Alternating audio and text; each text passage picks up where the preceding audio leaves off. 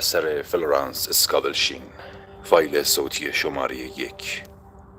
بازی. اغلب مردم فکر میکنند زندگی میدان جنگ است، ولی اینطور نیست. زندگی فقط یک بازی ساده است. هرچند که بدون آگاهی از قوانین معنویت میتوان در این بازی موفق شد. عهد قدیم و عهد جدید به طور شگفت‌انگیزی قوانین این بازی را شرح میدهند. زندگی بازی بزرگ داد و ستد است. در این جهان هرچه بکاری همان را درو خواهی کرد، یعنی هر عملی که فردی انجام میدهد و هر کلامی که بر زبان میآورد به او باز میگردد. از هر دستی بدهی از همان دست میگیری. اگر نفرت بورزد مورد تنفر قرار میگیرد. اگر عشق بورزد دیگران به او عشق میورزند. اگر به دیگران انتقاد کند از او انتقاد خواهند کرد. اگر دروغ بگوید به او دروغ میگویند و اگر خیانت کند به وی خیانت خواهند کرد. و نیز آموختیم که تخیل افراد نقشی به سزا در زندگی آنان ایفا می کند. قلب و ذهنتان را با جدیت تمام حفظ کنید تا از معقوله زندگی جدا نشوید. منظور این است که هر آنچه فردی در ذهن خود تصور می کند دیر یا زود در زندگیش ظاهر می شود. کسی را می شناختم که همیشه از ابتلاع به بیماری خاصی هراس داشت. آن بیماری بسیار نادر بود، ولی او پیوسته تصور می کرد که به آن مبتلا شده است و درباره آن بیماری تحقیق و اطلاعات جمع آوری می کرد، تا اینکه علائم بیماری در جسمش ظاهر منجر به مرگ وی شد. در واقع این مرد قربانی تصورات موهوم خود شد. پس تا اینجا دریافتیم برای برنده شدن در بازی زندگی باید قوه تخیل خود را پرورش دهیم. کسی که قوه تخیل خود را به گونه‌ای پرورش داده که همواره در تصورات خود مثبت می‌اندیشد، می‌تواند در زندگی خود به خواسته‌هایش برسد. این خواسته می‌تواند شامل سلامتی، ثروت، عشق، دوستی، بیان کامل نفس و یا هر آرمان بزرگ دیگر باشد. تخیل قیچی ذهن نامیده می شود و همواره تصویرهای ذهن را می برد و دیر یا زود تصویرهای بریده شده در دنیای بیرونی مشاهده می شود. برای پرورش ذهن به نحوی موفقیت آمیز باید نحوه تأثیرگذاری آن را درک کنیم. یونانیان قدیم می گفتند خودت را بشناس. ذهن ما از 3 قسمت تشکیل شده است: نیمه هوشیار، هوشیار و کاملا هوشیار. ذهن نیمه هوشیار قدرت محض ولی بدون جهت است و مانند بخار یا جریان الکتریسیته به خودی خود جهت ندارد، بلکه به جهتی می رود که در آن هدایت می شود. هرچه انسان عمیقاً احساس یا به وضوح تجسم کند، ذهن نیمه هوشیار را تحت تأثیر قرار می دهد و حتی کوچکترین جزئیات آن به وقوع می پیوندد. مثلا خانمی را می شناختم که در کودکی تجسم می کرد بیوه است و همیشه لباس سیاه می پوشید و تور سیاهی بر سر خود می انداخت.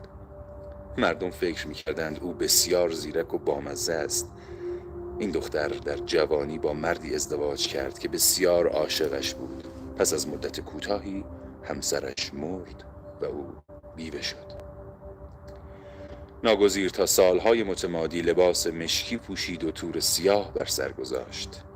تصویر این دختر از خودش به عنوان یک بیوه ذهن نیمه هوشیارش را تحت تأثیر قرار داده بود و هرچند این مصیبت برایش ناگوار بود، ولی گویی زمان آن رسیده بود که تصوراتش تحقق عملی بیابند. ذهن هوشیار را ذهن جسمانی یا فناپذیر نامیدند. این همان ذهن بشر است که زندگی را طبق تصور خود می‌بیند. ذهن هوشیار مرگ، مصیبت، بیماری، فقر و محدودیت‌ها را می‌بیند و روی ذهن نیمه هوشیار انسان اثر می‌گذارد.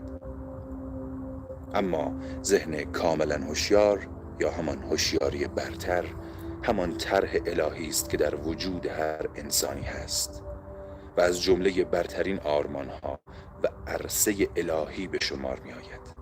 این همان طرح الهی است که افلاطون آن را الگوی کامل نامیده و در درون هر انسانی وجود دارد.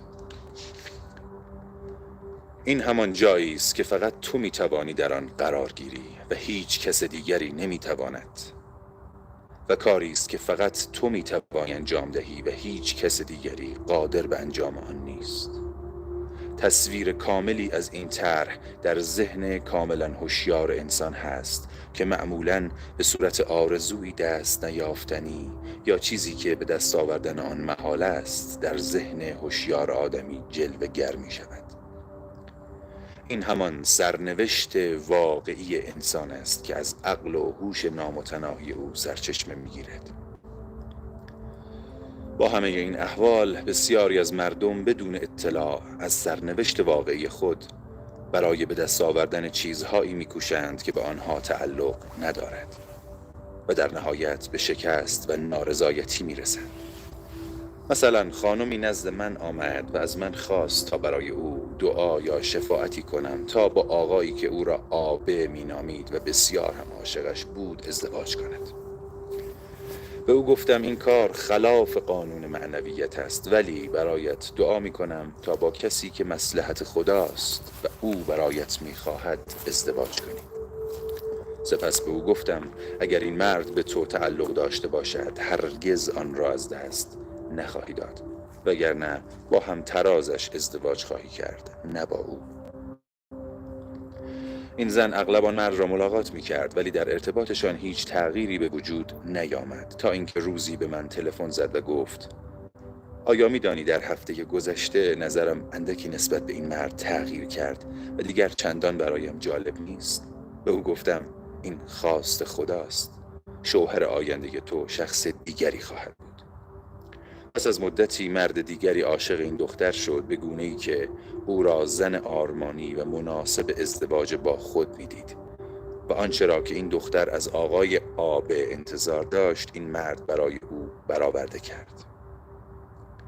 این خانم می‌گفت همه ی حرف‌هایش صمیمانه و بی‌ریاست، پس عشق او را باور و دیگر آقای آبه را فراموش کرد. این موضوع نشان دهنده قانون جایگزینی است. یک ایده درست جایگزین ایده نادرست می شود. بنابراین به شکست یا زیانی منجر نشد. عیسی مسیح گفت اول مقام ملکوتی خدا را باور داشته باشید، سپس عدالت او را بخواهید که همه اینها برای شما مزید خواهد شد. و افزود این ملکوت در فطرت شماست. ملکوت قلمرو آرزوهای درست یا الگوی الهی است و در بازی زندگی کلام نقش رهبری انسان را دارد. بسیاری از افراد با کلام نابجای خود زندگی خیش را به مصیبت کشاندند. مثلا روزی زنی از من سوال کرد که چرا زندگی او در تنگناست. روزی دارای خانه‌ای با زیباترین وسایل در آن بود، ولی اغلب از اداره آن خسته می‌شد و پیوسته می‌گفت دیگر از همه چیز خسته شدم، کاش می‌شد در یک لانه زندگی می‌کردم. پس او با کلام خود لانه‌ای برای زندگیش ساخته بود. ذهن نیمه هوشیار شوخی سرش نمی‌شود و مردم اغلب با شوخی‌های خود تجربه‌های تلخی را در زندگیشان به دست می‌آورند. مثلا زن ثروتمندی دائما به شوخی میگفت من دارم خودم را برای زندگی فقیرانه آماده میکنم. با تصویر تهیدستی و فقر در ذهن نیمه هوشیار خود در نهایت زندگی او به همانجا رسید. خوشبختانه این قانون در جهت عکس نیز عمل می کند، یعنی می توان با تصویر ذهنی خود فقر را نیز به ثروت تبدیل کرد. مثلا در یک روز گرم تابستان خانمی نزد من آمد تا دعا کنم که ثروتمند شود. او گفت در زندگی خود $8 بیشتر ندارد. به او گفتم بسیار خوب، ما به این $8 برکت می دهیم تا چند برابر شود. همانطور که عیسی مسیح نانها و ماهیها را برکت داد و 1000 برابر نمود. عیسی مسیح به ما آموخته است که همه انسانها قدرت فزونی بخشیدن، برکت دادن، شفا دادن و ثروتمند شدن را دارد. زن پرسید حالا ما باید چه کاری انجام دهیم؟ پاسخ دادم از شهود و الهامات قلبی خود پیروی کن. آیا رفتن به جایی یا انجام دادن کار خاصی به دلت افتاده است؟ الهام قلبی یعنی یافتن شهود یا تفکر درونی. الهام قلبی انسان هرگز اشتباه نمی کند. قوانین این الهامات قلبی را در فصلهای بعدی شرح خواهم داد. زن گفت نمیدانم چرا چیزی در درونم مرا به رفتن به خانه‌ام سوق می دهد. پول کرایه ماشین برای رسیدن به خانه‌ام را همراه دارم.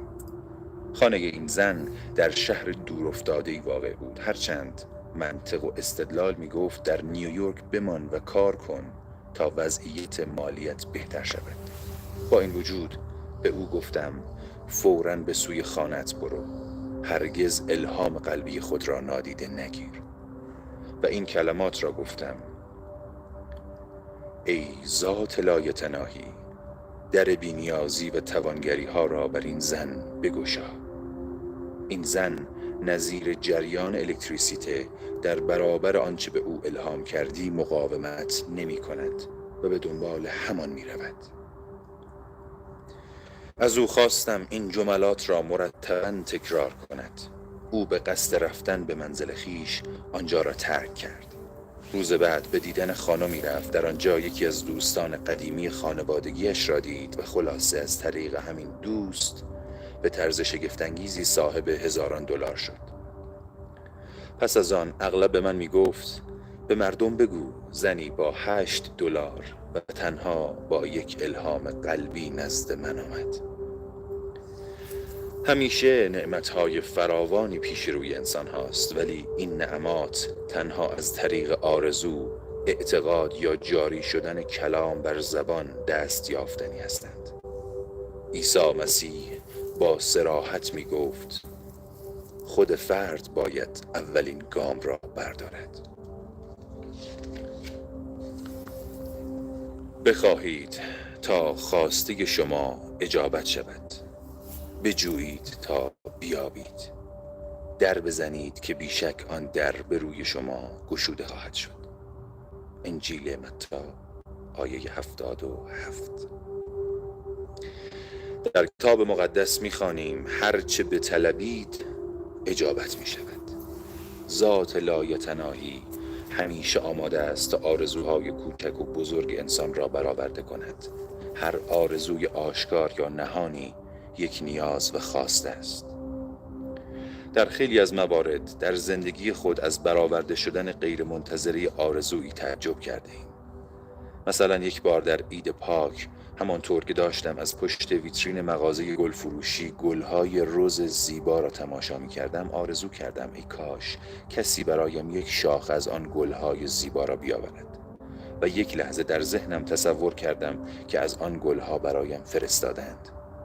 موقع عید پاک دوستم یک دسته از آن گلهای رز زیبا و دوست داشتنی برایم فرستاد. روز بعد از او تشکر کردم و می گفتم این گلهای رز زیبا درست همان گلهایی بودند که آرزویشان را داشتم. او گفت ولی من گل زنبق فرستادم نه گل رز. گل فروش در فرستادن سفارش اشتباه کرده بود. اشتباه او ناشی از اعمال قانون الهام من به او بود.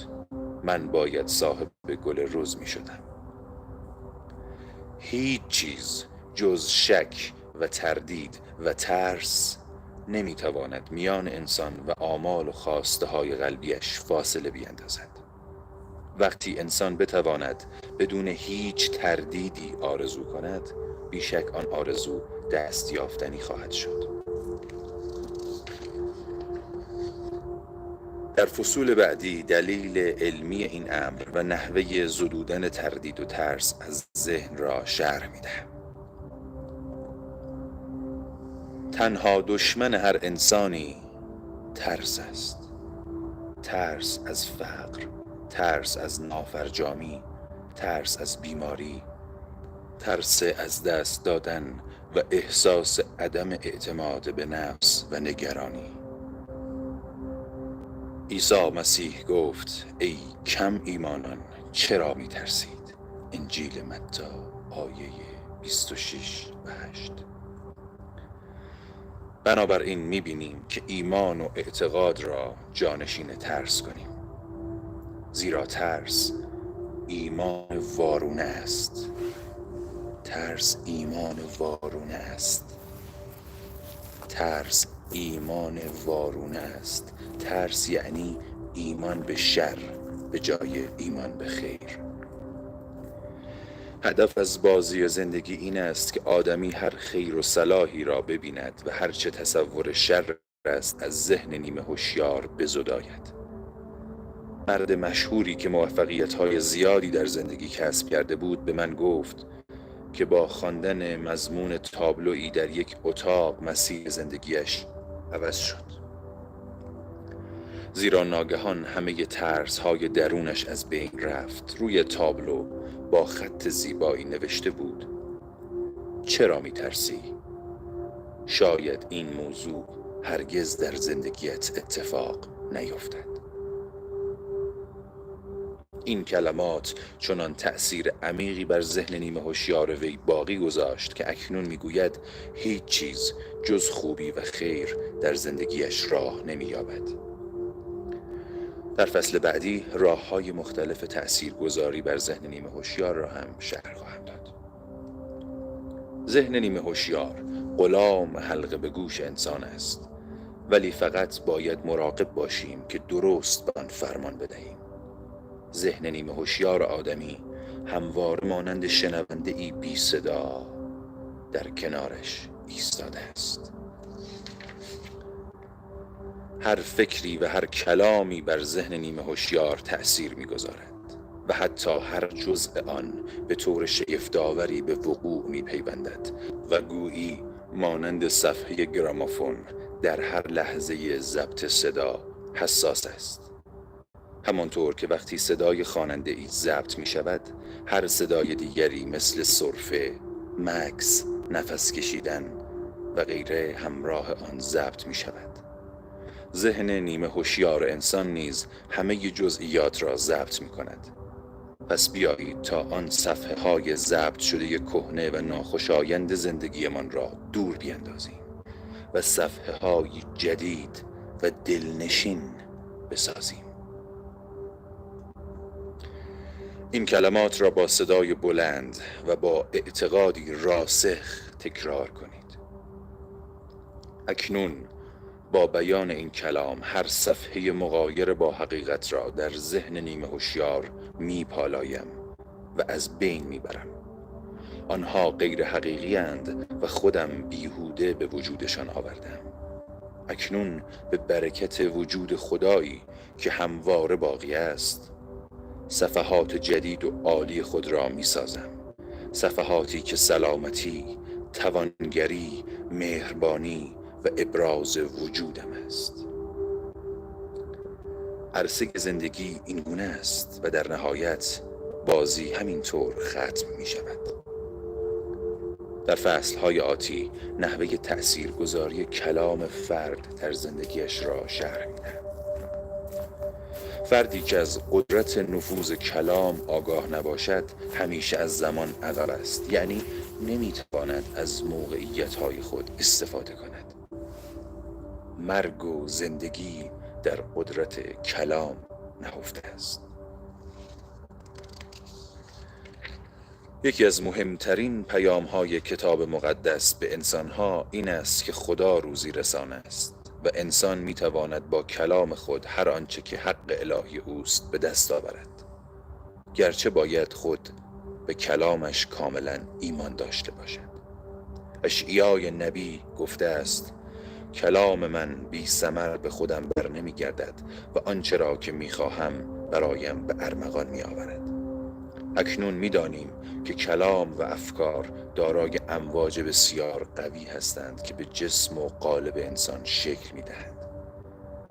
روزی زنی نگران و پریشان نزد من آمد و گفت که 15 ماه بابت مبلغ $3000 تحت پیگرد قانونی قرار خواهد گرفت و هیچ راهی برای به دست آوردن این مبلغ به نظرش نمی رسید و بسیار ناامید بود. به او گفتم خدا روزی رسان است و برای هر تقاضایی عرضه‌ای وجود دارد. پس برایش دعا کردم و پیشا پیش از خدا تشکر کردم که این زن $3000 را به موقع و از راه درست به دست خواهد آورد. به او گفتم که باید ایمان کامل داشته باشد و در عمل نیز آن را نشان دهد. 15 ماه آمد ولی هنوز آن مبلغ به دستش نرسیده بود. او به من تلفن کرد و پرسید که باید چه کاری انجام دهم. گفتم امروز آخر هفته است و آنها نمیتوانند تو را تحت پیگرد قانونی قرار دهند. تنها کاری که میتوانی انجام دهی این است که همانند یک ثروتمند رفتار کنی، گویی اولین روز هفته آینده این پول را به دست میآوری و در واقع در عمل نیز آن را نشان بده. زن از من خواست که با او نهار بخورم و به او قوت قلب بدهم. در رستوران که روبرویش نشستم گفتم الان وقت صرفه جویی نیست. غذایی گران قیمت سفارش بده و به گونه‌ای رفتار کن که گویی $3000 را به دست آورده ای. هر آنچه که هنگام عبادت خدا از او می‌طلبی باور داشته باش که آن را به دست آورده ای. باید طوری رفتار کنی که گویی آن را قبلاً گرفته ای. صبح روز بعد به من تلفن کرد و از من خواست که تمام روز با او همراه باشم. به او گفتم تو در پناه خدایی و او هرگز دیر نمی کند. عصر همان روز دوباره به من زنگ زد و بسیار هیجان زده گفت معجزه‌ای رخ داد. من در اتاقم نشسته بودم که کسی انگار در را به صدا درآورد. به دخترک خدمتکارم گفتم در را باز نکن، حوصله کسی را ندارم. او از پشت پنجره نگاه کرد و به من گفت خانم پسر عموی شماست، همان که ریش بلند و سفیدی دارد. به دخترک گفتم صدایش کن، میخواهم او را ببینم. داشت از سر کوچه میپیچید که دخترک به دنبالش رفت و او را صدا کرد. پسر عمویم برگشت و ساعتی را با هم صحبت کردیم. هنگامی که از جایش بلند شد از من پرسید راستی وضع مالیت چطور است؟ به او گفتم به $3000 احتیاج دارم. او هم گفت ناراحت نباش، اول ماه $3000 به تو میدهم. من نخواستم به او بگویم تحت پیگرد قانونیم و همکنون به این مبلغ نیاز دارم، زیرا این پول را برای فردا میخواهم و نمیدانم چه کار باید بکنم و به خودم گفتم به دعا ادامه میدم. آنگاه با خودم گفتم خدا دیر نمی کند. من از خدا تشکر می کنم که این زن پول را از راه غیب به دست می آورد و آن را به موقع می گیرد. صبح روز بعد پسر عمویش به او تلفن کرد و گفت الان به دفترم بیا و پول را بگیر. آن روز بعد از ظهر زن $3000 در حسابش پول داشت و با عجله در حال نوشتن چک های لازم بود. اگر کسی میرسد. الان مردی نزد من آمد تا برایش دعا کنم را بپردازد، ولی متوجه شدم که او همواره در فکر این است که اگر چه پاسخی به طلبکاران خود بدهد و در نتیجه نفوذ را از بین میبرد، در صورتی که او باید خود را در حال پرداخت. کتاب مقدس درباره این موضوع تصویر بسیار زیبایی نشان داده است و به حکایت 3 پادشاه اشاره می کند که خود و اسب‌هایش در بیابان بی‌آب علف مانده بودند. سپس با الیاس پیامبر مشورت کردند و او این پیام شگفت‌انگیز را به آنها داد. خداوند می‌فرماید هنگامی که نه باد را می‌بینید و نه باران را، دره را پر از گودال کنید. گودال برای ذخیره کردن آب باران. انسان باید هنگامی در نیویورک ناممکن می‌دانستند. حتی دوستانش به او گفتند واقعا متاسفیم که باید اساسیت را جمع کنی و در هتل زندگی کنی. اما او پاسخ داد لازم نیست برای من متاسف باشید. من ابر انسانم و خانه مورد نظرم را پیدا می کنم. او مرتباً این ذکر را می گفت: ای روح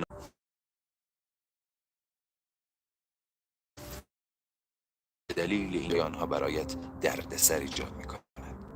ولی پس از مدتی به طرز شگفت‌انگیز و با اینکه 200 متقاضی برای آن خانه وجود داشت، آپارتمان به او داده شد و پتوها که نشان دهنده ایمان قوی او به این مسئله بود تأثیر خودش را نشان داد. لازم نیست بگویم در گودال‌هایی که 3 پادشاه حفر کردند آنقدر آب جاری شد که لبریز شدند. تغییر امور لشکر بیگانگان هستند که باید از بین بروند. حال در میابیم که چرا قبل از طلوع آفتاب هوا اینقدر تاریک است. اغلب قبل از به دست آوردن موفقیتی بزرگ افکار موهوم به ذهن انسان خطور می کنند. هرگاه کلامی را تکرار می کنیم که حقیقت معنوی والایی داشته باشد، در واقع افکار منفی موجود در ذهن نیمه هوشیار را از بین می بریم. در این زمان باید جملات مثبت و مؤکد حقیقت معنوی را تکرار کنیم و شادمان شکرگزار خدا باشیم که قبلاً تقاضای ما را به ما داده است. قبل از اینکه بخوانید است، ولی او باید آن را بشناسد. انسان فقط چیزی را به دست می آورد که خود می برد در حال به دست آوردنش است. به قوم یهود گفته شد که می توانند صاحب همان زمینی شوند که بتوانند آن را به چشم خود ببینند. این حقیقتی است که برای همه انسانها وجود دارد. هر انسانی فقط می تواند زمینی را تصاحب کند که بتواند آن را ببیند، یعنی در دیده تصور خود آن را مشاهده کند. انجام دیدیم که نزد آنها ملخ بودیم. وجود انسانی که قانون را می داند از ظواهر امور ناامید و افسرده و هنگامی که در گرفتاری است شاد خواهد بود یا آرزوهای خود چشم به خود رسیده و پیشا پیش خواسته خود را به دست آورده است. کنید و آنها را طوری ببینید که آماده دل هستند. انسان باید از هدف خود بر ندارد و آنگونه بخواهد که آنچه پیشا پیش گرفته به این یا خود بیانی ذهن کاملا هوشیار آدمی قرار دارند و وجودشان متعلق به خود است و اکتسابی نیست خود نمایان شود. آمد و از من خواست تا برایش دعا کنم تا موفق شود. او باید در زمان خاصی برای تجارت خود مبلغ $50,000 تهیه می کرد. زمان به سر رسیده بود، نه شریکی یافته بود که از سرمایه گذاریش استفاده کند و نه که وام او را پذیرفته بود. به او گفتم حتما در بانک مشکلی پیش آمده که به تو وام ندادند. مثلا در آنجا عصبانی شدی، اقتدار خود را از دست دادی، بانک برو. من برایت دعا می کنم. با این بانک در ارتباطند بیگانه ای، پس از وام دادن به تو خودداری می کنند. روح الهی تو باید از این وضعیت خارج شود. گفت شما درباره کاری غیر ممکن صحبت می کنید. فردا روز آخر هفته است و بانک ساعت 12 تعطیل می شود و قطار زودتر از ساعت 10 به آنجا نمی رسد. فردا نیز آخرین مهلت من است. آنها هم که در هر صورت وام نمی دهند و با این حساب دیگر خیلی دیر شده است. گفتم خدا هرگز دیر نمی کند. سپس اضافه کردم من در مورد تجارت آگاهی کاملی ندارم ولی کار خدا را خوب می شناسم. گفت تا وقتی که اینجا نزد شما هستم همه چیز خوب است، ولی همین که از اینجا می روم شرایط بسیار نامطلوب می شود. او در شهر دوری زندگی می کرد و تا 1 هفته از او بی خبر بودم. روزی نامه ای از او به دستم رسید که نوشته بود حق با شما بود. پولی را که لازم داشتم به دست آوردم و دیگر به آنچه گفتید ایمان کامل دارم و شک نمی کنم. چند هفته بعد او را دیدم و پرسیدم چه اتفاقی افتاد. دقیقاً ساعت 11:45 به بانک رسیدم. آهسته وارد شدم و گفتم که درخواست وام دارم. آنها نیز بدون هیچ حرفی تقاضای وام مرا پذیرفتند. 1/4 آخر به او تخصیص داده شده بود و خداوند دیر نکرد. در این مثال مرد هرگز نمیتوانست خود به تنهایی به خواستش برسد و به کمک نیاز داشت تا از هدف خود چشم نپوشد. این تنها کاری بود که یک انسان میتوانست برای انسان دیگر انجام دهد. عیسی مسیح به این حقیقت ایمان داشت و گفت هرگاه 2 نفر از شما در زمین با هم در به دست آوردن چیزی متحد شوید همانا خداوند شما را در به دست آوردن هدفتان یاری می کند. آدمی خودش چندان به مشکلاتش نزدیک می شود که یاری دهنده به موفقیت سلامت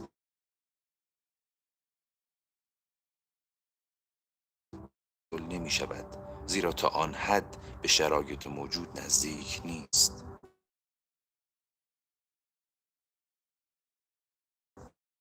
تر از برآورده کردن آرزوی خود است.